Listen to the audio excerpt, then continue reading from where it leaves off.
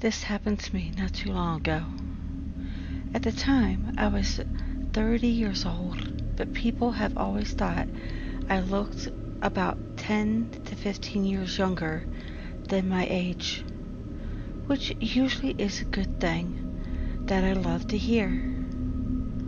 But when I was taking a trip from North Carolina up to West Virginia, I came to hate it.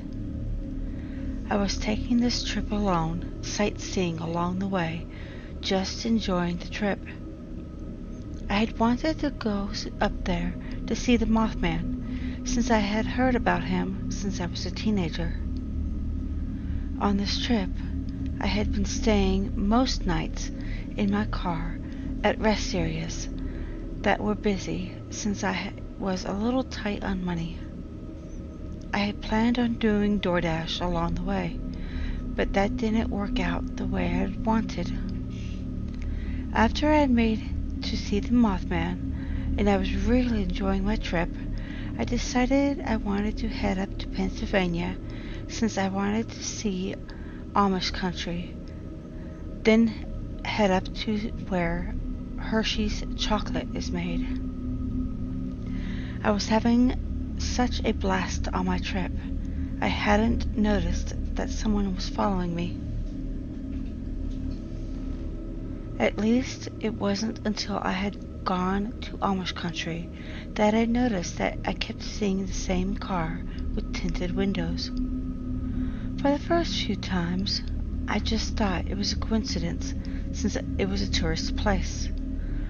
A lot of people not only lived and worked there, but a lot of people like me go there in hopes of tasting some good Amish food you hear about. Of course, I was getting worried after the 6th place I had gone to visit that I happened to see the same car. With it now being 6 p.m. at night, I knew I didn't want to be staying in my car alone at a rest area. Even if the area is busy with people, I knew I wouldn't feel safe and wouldn't be able to sleep at night. I kept on telling myself I was being paranoid, and I was seeing 2 or 3 different cars that just happened to all look alike. After all, I have never really been into cars and couldn't tell you the difference between a Mustang and a Camaro. But something deep inside me, alarms were going off. Call it woman's intuition, instinct, or whatever you want. But I knew I couldn't ignore it, no matter how much my mind was trying to brush it off. I knew I would have to find a hotel to stay at for the night, and fast, before it got any later and they were booked. After doing some research on where a few were located, I took one that I knew was nice.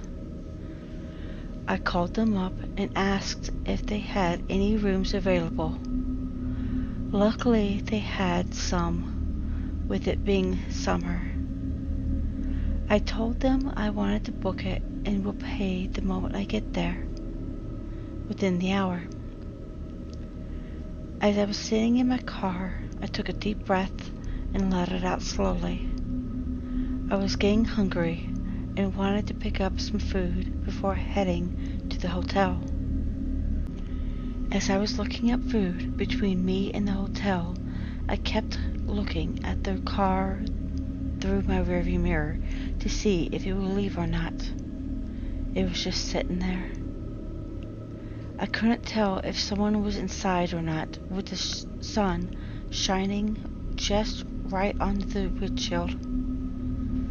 Once I decided on something easy and fast, I put it into my GPS, the address to the hotel, and then added to the route of the restaurant before taking off. My eyes were half glued to the car behind me to see what it does. My fears were confirmed. It pulled out shortly after I did. My heart dropped seeing it happen. Once I got to the restaurant, I ordered quickly since I knew what I wanted ahead of time. After getting my food, I made my way to the hotel, keeping my eye on the car the whole time. I knew once I got inside the lobby, I won't be wanting to come back to my car until morning. So I started making mental notes what I would be needing until morning. I pulled into the parking lot, parked in a spot close enough to the door. But before getting out of my car, I looked around, seeing the car pull into the parking lot. My heart skipped a beat as I was getting really scared. That's when I quickly jumped out of the car, grabbing a few things that I needed just for the night. Then I quickly locked my door and nearly ran into the lobby. I went to the front desk, and apparently I didn't look okay since the woman behind the counter asked if I was okay. I said I was traveling alone and was just a little on edge since I thought I saw someone following me. Then said I'm probably just exhausted from being on the road for so long and could use a good night's sleep. She nodded and said she would make the check-in as fast as possible. I asked if I could have a room up on the 3rd floor so I could have a nice view. But it was really because I didn't want someone to have a chance to find my window. She said she had one last one on that floor, then made my keys and pointed out the elevators. I thanked her and made my way over to the elevator and briefly saw someone walk in as the doors closed. As I was in the elevator, I was praying that it would go faster to the 3rd floor. What felt like forever, they finally opened and I quickly made my way to my room.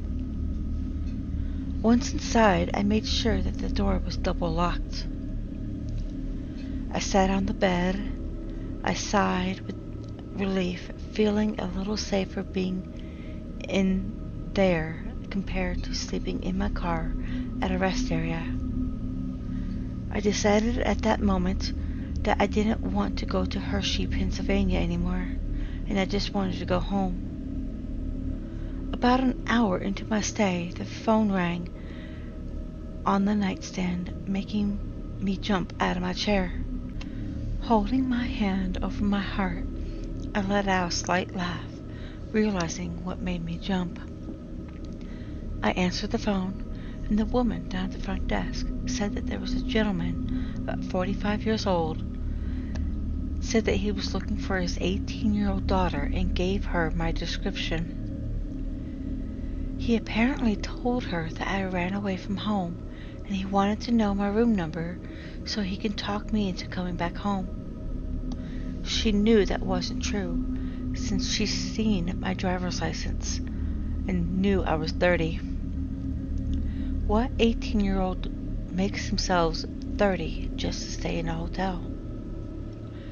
She told him that she wasn't allowed to give out my room number since he wasn't on the reservation because of hotel policy. After several minutes of going back and forth, he finally left to go to his car, but didn't leave the parking lot. I thanked her and told her that I wanted to call the police. She agreed, and she said she will answer any questions for them as well. After getting off the phone with her, I called 911 on my cell phone, telling them everything. They said to stay in my room and they would send someone over right away. While waiting in my room, it felt like hours. I kept looking out my window that overlooked the parking lot for them to show up. I made sure that my face wasn't visible when I looked out, just in case he was trying to look up to find me. 2 cop cars arrived and found the car that I had described sitting right next to mine. The car tried to get away, but luckily the cops were able to block him in and he placed him under arrest. Two of the officers came to my room to talk to me, while the other two stayed with the guy to question him. I told them everything I knew along with what the front desk agent told me. After about 10 minutes, one of the other cops came up to tell us the reason why he was following me. Apparently, he saw me earlier that morning leaving the rest area, seeing that I was alone, and thought I was really 17 or 18 years old.